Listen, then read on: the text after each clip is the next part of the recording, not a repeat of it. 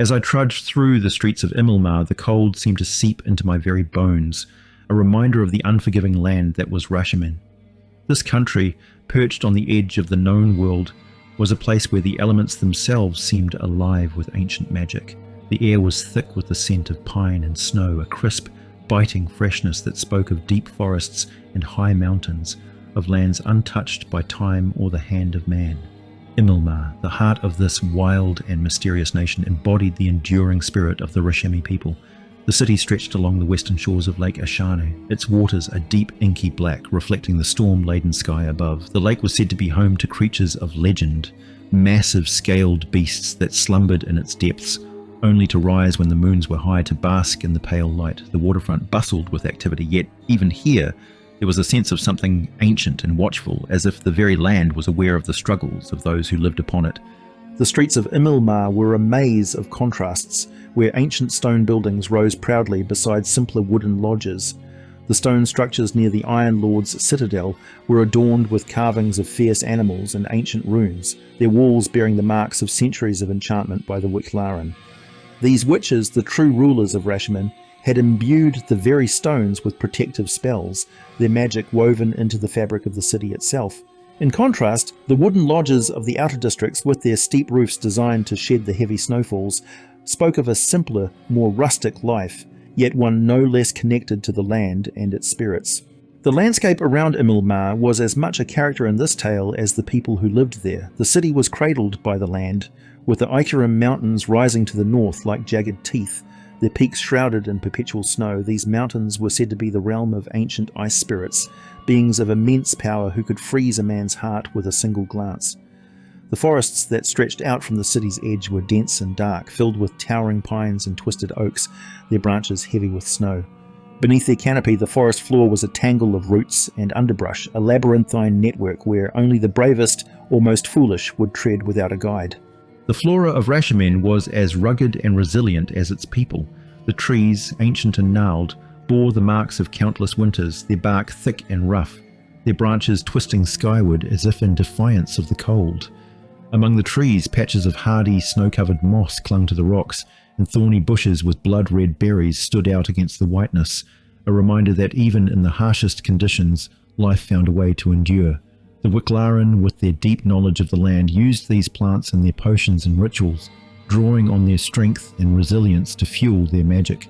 But it was not just the physical landscape that defined Rashemen, it was the spirits that inhabited it. The Wicklaran, in their wisdom, had long understood that the land was alive with supernatural forces, spirits of the earth, air and water that watched over the Rashemen people. These spirits were both protectors and judges, their moods as mercurial as the weather, and their favour was not easily won. To anger a spirit was to invite disaster, for they could summon storms, blight crops, or even take a life without warning. Yet, for those who earned their respect, the spirits were powerful allies, capable of turning the tide of battle or bringing prosperity to a village.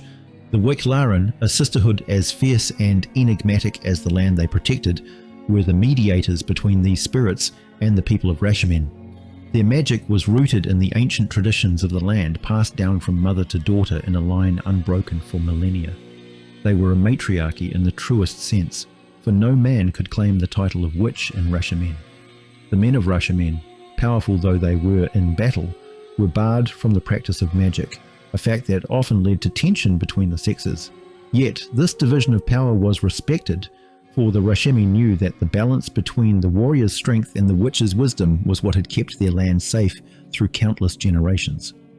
In the witch's hall, where I met with Othlor Phaedra Nightree, the air was thick with the scent of incense and the crackling energy of unseen forces. The hall was a sacred place, its walls covered in tapestries that depicted the history of Rashemen in vivid detail. Battles won and lost, spirits summoned and appeased, the rise and fall of ancient empires. The faces of the witches who had come before watched from the shadows, their eyes gleaming with a knowledge that transcended time.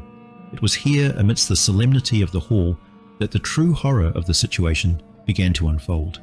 The salve, which had so captivated the desperate and the foolish in Imilmar, was no ordinary concoction.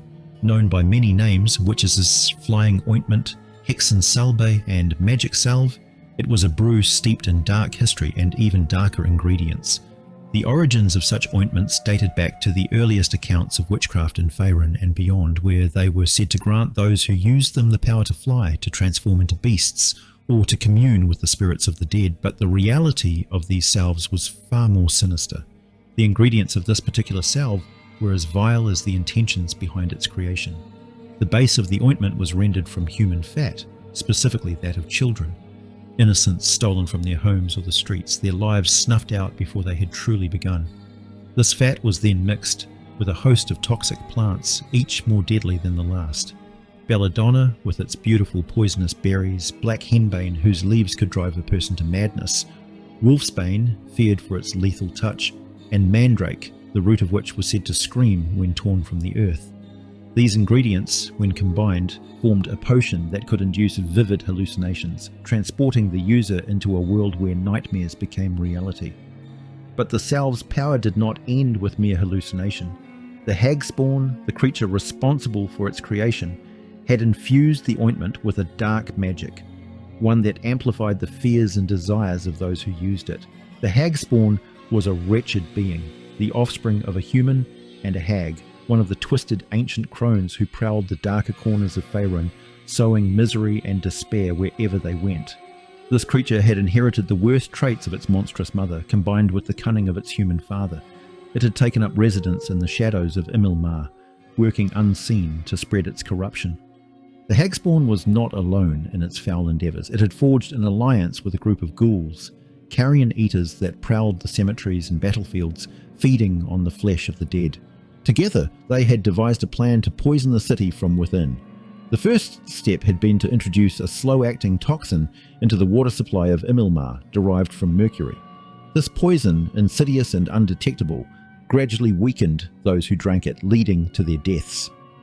But death was only the beginning of the horror.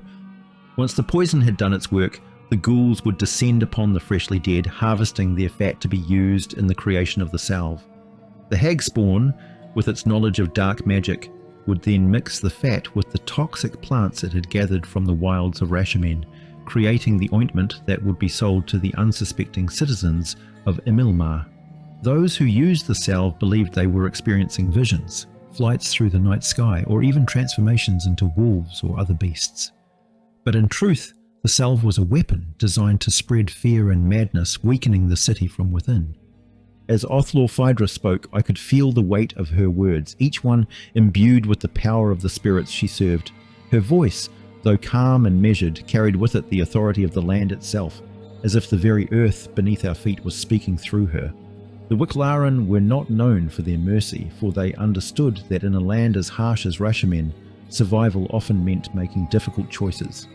Yet, there was a wisdom in their harshness and a recognition that the natural order must be maintained, and that the spirits, though powerful, were not to be trifled with. Erlingwood, the ancient forest where I would confront the Hagspawn, was a place of immense power. The trees there were older than any living memory, their roots stretching deep into the earth, where they intertwined with the veins of magic that pulsed beneath the surface. The air in Erlingwood was thick with the presence of spirits, some benevolent, others less so. The Wicklaran had long forbidden men from entering this sacred place, for it was here that they communed with the spirits in their most potent forms. To step into Erlingwood was to step into another world where the laws of man held no sway, and where the spirits reigned supreme. As I ventured deeper into the forest, the light of the sun faded, replaced by the eerie glow of spirit fires that flickered in the shadows. The trees seemed to close in around me, their branches forming a canopy so dense that it blotted out the sky.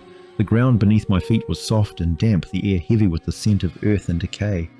Yet there was a vibrancy here, a sense of life that pulsed just beneath the surface, waiting to be called forth by those who knew how to ask.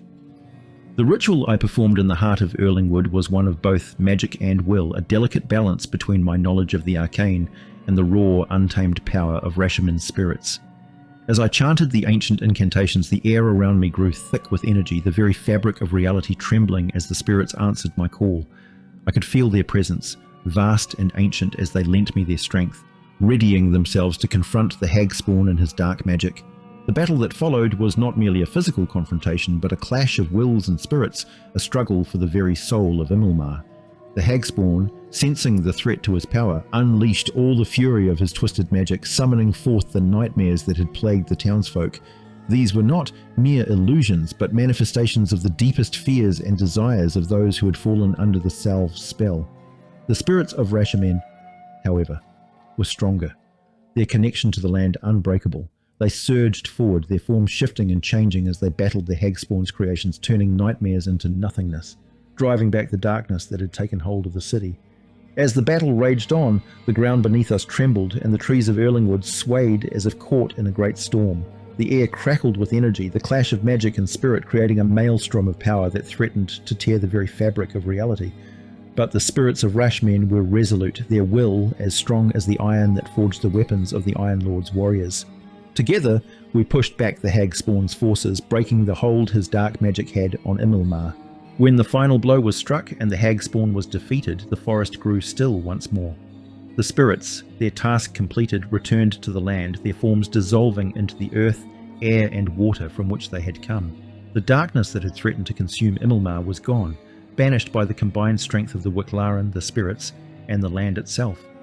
Imilmar, though scarred, was free once more. The people, who had been so close to losing everything, now stood united, their bond with the land and its spirits stronger than ever.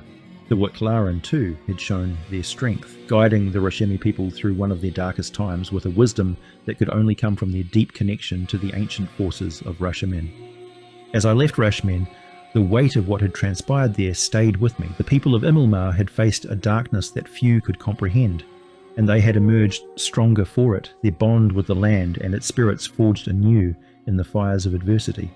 Yet, as I journeyed away from the cold, windswept streets of Imilmar, I couldn't shake the feeling that Rashemen had not yet revealed all its secrets to me.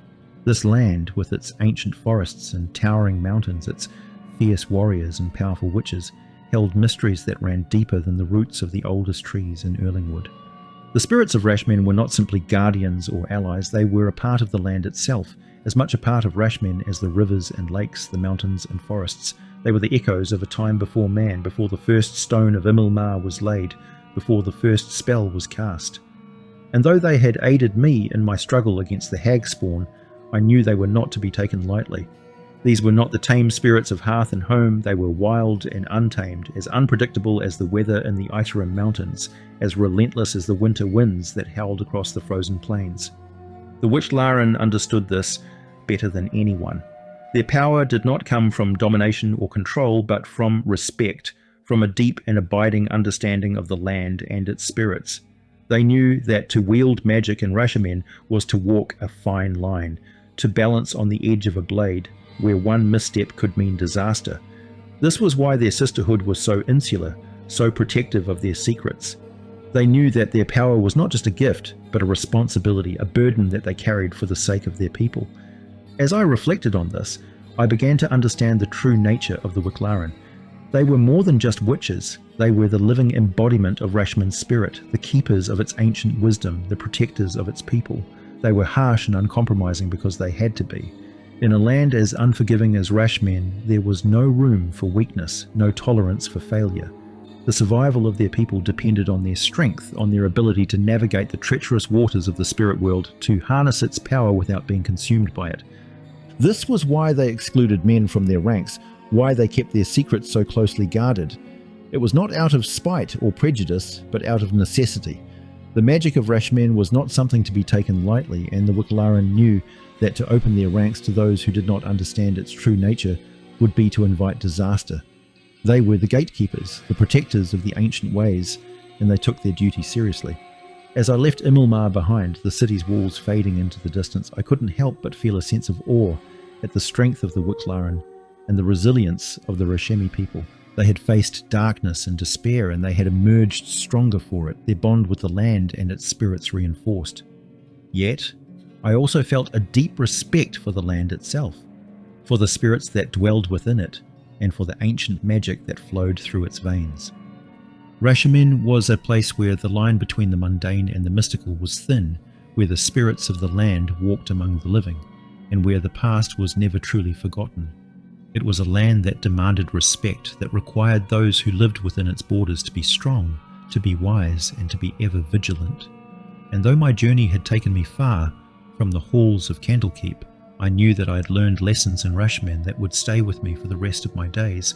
The road ahead was long and the path uncertain, but as I walked away from Rashemen, I carried with me the knowledge that there were places in the world where the past was not just a memory, but a living, breathing force, where the spirits of the land were as real as the people who lived upon it, and where the balance between man and nature, between the physical and the spiritual, was as delicate as the first snowflake on a winter's night. And so, I leave this account in the annals of Candlekeep as a record of the strength and resilience of the Rashemi people, the power of the Witch Laren, and the ancient spirits of the land that they serve. For in Rashemen, as in all places where the old ways are still honoured, there is a lesson to be learned, a lesson in the importance of balance, of respect, and of understanding the true nature of the world around us. My name is AJ Pickett. As always, thanks for listening, and I will be back with more for you very soon.